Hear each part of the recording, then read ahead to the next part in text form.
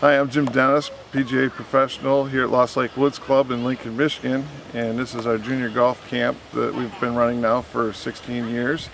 I've set the camp up to where we have ages 6 to 17 years old, and I divide them up into groups by age, and we give them clinics at 4 different stations throughout the day. One for the driving range that we have here. We have a chipping area.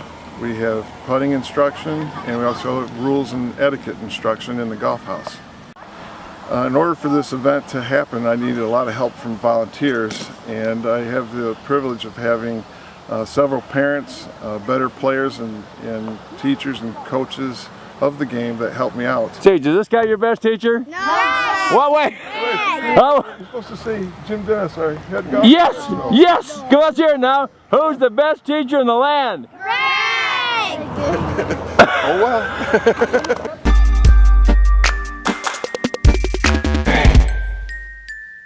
My name is Susan Ott. I'm a member at Lost Lake and volunteering my time to teach golf etiquette to each of the groups of kids, talking about good manners on the golf course, some of the rules and things that are appropriate behavior and dress on the golf course. Deal with kids from 6 to about 13 or 14 for 2 sessions each, and we try different activities in order to get all the points of etiquette across to them.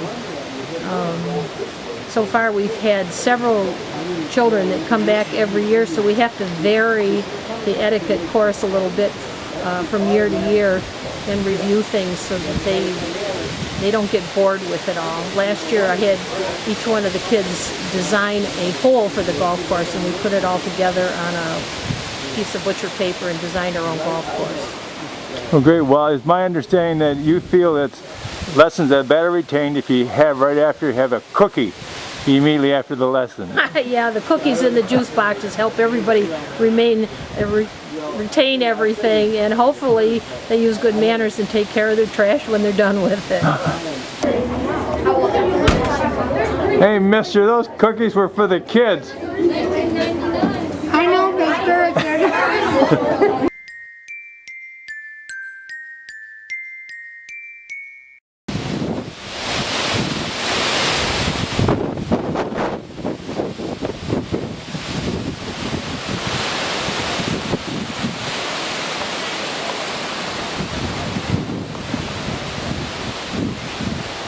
Right there. Lift this one over the top like that. Okay. Now let's get a ball. Take a couple of practice ones with that. Oh, you're still breaking this wrist right here. You're kind of, see what you're doing? You're doing this. Like that. You want to keep that? You want to take it back to your arm. Oh, don't break those wrists. There you go.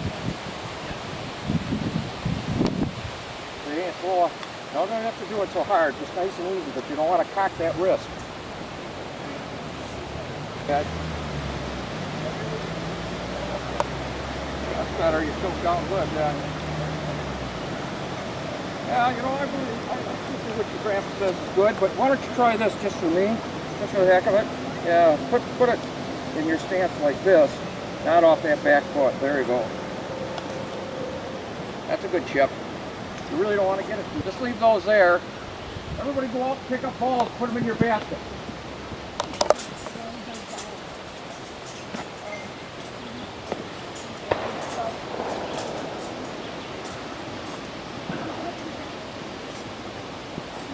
No, I didn't say hit balls. I said put them in your basket.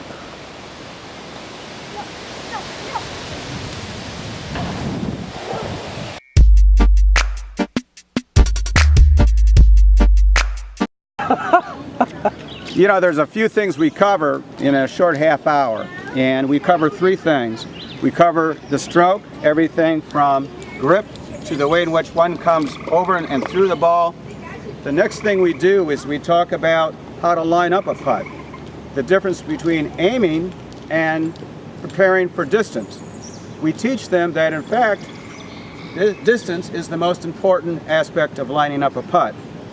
You aim, and then the only thing you have to worry about is distance. And finally, the third thing we do is we talk about the etiquette around the green. And as we all know, etiquette is not only important to golf, but certainly to the putting green. So could you get out of my line? See what I mean? And he's my partner. That's right. All right, 1 to 130, got a putting group E, and then at 135, we have another group. And then another group. And another group. And, and there's so many. There's 4 groups here today. And they're all called another? They're all another group? Another A, another B, another E, C. F, G, and H. And Scott, your role this year is your comedy relief? Comic relief and keeping him in check. There you go. It's a fact checker. You know, when he starts just going off on a tangent, we just get back to putting. A little bit more about distance and how far you take that club, that putter back and forward. Then we're going to do a little recap, and I'll show you a little bit more about how to read a green. Go ahead. I found you can do this on your carpeting at home. Put the ball in the middle of your stance. You need to know the distance from the ball to the tip of your right toe. Ordinarily it's going to be about 8 or 10 inches. That's the general rule, but for everyone it's going to be different. You need to find out what that is. For me, I find that if I take the putter back 1 inch and follow through, the ball will go 3 feet. If I take the putter back 2 inches, the ball will go 6 feet. So on and so on. What does that mean? Well, it means a lot. Your ball is right here. You want to know how far it is, I pace it. 1, 2, 3, 4, 5, 6, 7, 8, 9 paces to the hole. I do that on every shot. And I know when I get back here to make a putting stroke, I'm going to take the putter back 9 inches. So this is going to go 9 paces.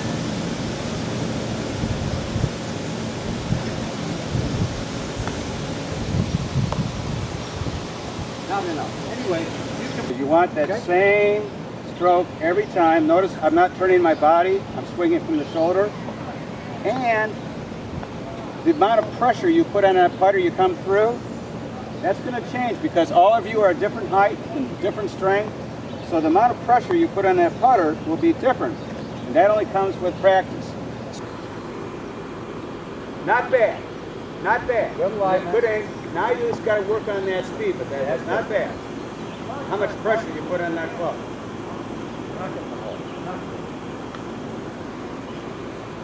All right, a little bit. I'll get over here. A little bit too much back. Okay, like this.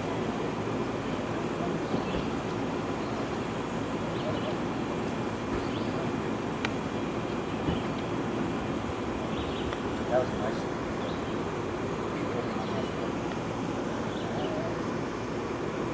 Nice stroke. Okay, you'll get 5 more.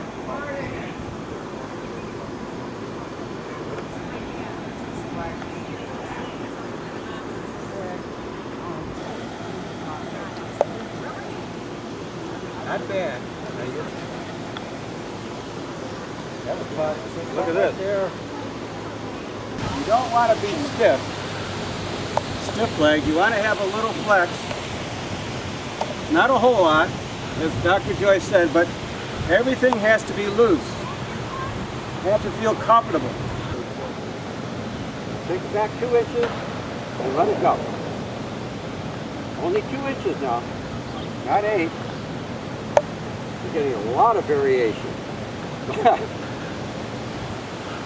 2 inches, only 2 inches. Remember, only go halfway to your right toe. Etiquette is very important, especially on a green. You want to be respectful of your fellow player and your competitor. And there's a few things you never want to do. You never want to walk. Hey, get out of here. Now, wait a second. Here. Now, Dr. Joy, go to your ball and line it up. Now, he's trying to line up his putt. Do I stand right here? Could you get out of my way? I should get out of his way. I need to be as far away. I want you to feel comfortable. How do you expect me to do this? Okay, my ball is over here, and he's lining up his putt. Okay, Dr. Joy, I'll be just. Excuse me. Do I do that? No. Go around. What you some people You're you see people in go my like line this. again. I don't like that. What I like to see you do, I don't care if you have to walk 20 feet. I want to walk around to get to my ball. Why? Because I don't know where he's going to line up that putt. I don't know whether, even if I go like this, I still might be walking in his line. So I don't care if he's here and my ball is over here, I walk all the way around. If you just do those few simple things, you're going to be a much better player.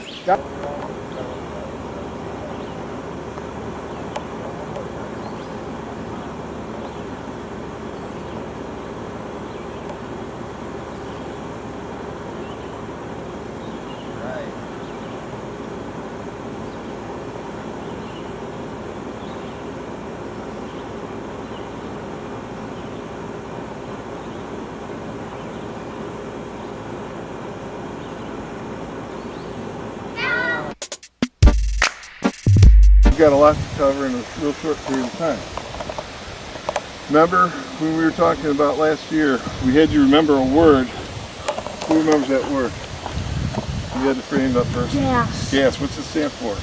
Ethan, you remember? Grip and stance. Very good. Grip, aim, and stance. Okay. What else did we want you to know? Ooh. Yep. Set up. Set up. What else? I forgot. You forgot. I did. It's okay. We all forget. Remember safety. Oh, When you're standing around here, we want to make sure that you're holding on to the club by the head so that if we accidentally are moving around that we don't hurt anybody and injure anybody, because we want to make sure that things are safe, okay? It's real easy sometimes for us to forget and we swing in a club and we hurt somebody. Good? You can have all your fingers on the golf club, right?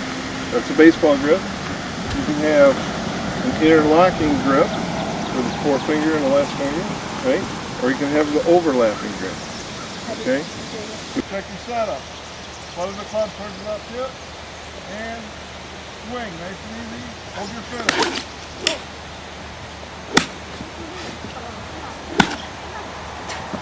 Aim, stance, aim towards the 100. Set up, swing, hold your finish. There you go.